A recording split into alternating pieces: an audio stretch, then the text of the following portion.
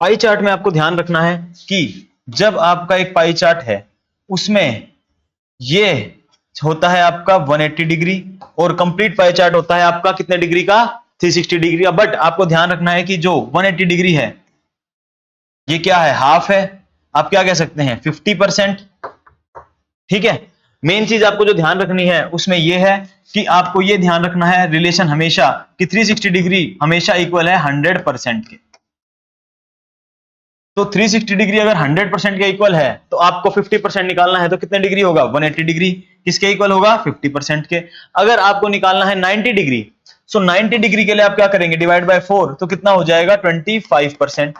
I hope आप इस चीज को समझ रहे होंगे।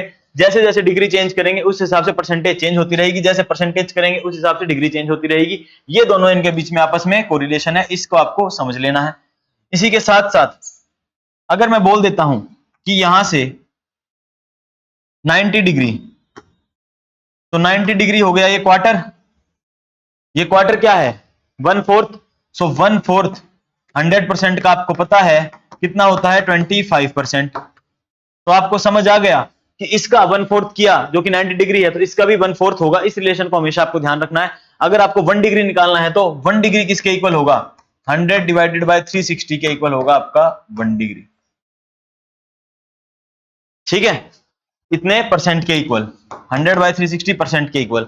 ये रिलेशन आपको पाई चार्ट में हमेशा ध्यान रखना है। इसी तरह अगर आप 45 डिग्री के लिए निकालना चाहें, जो कि ये हमारा 45 डिग्री है,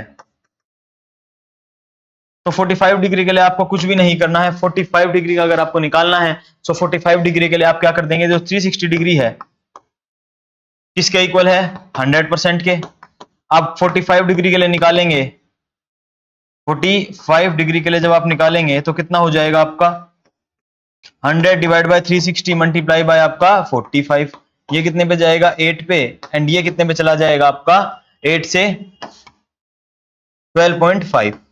तो 12.5% आपका हो जाएगा 45 डिग्री। ये आपको वैसे भी पता चल रहा है कि जब आपका 90 डिग्री 25% है तो 90 डिग्री का आधा 45% कितना होगा, 12.5%। आई होप इस कॉन्सेप्ट को आप समझ गए होंगे।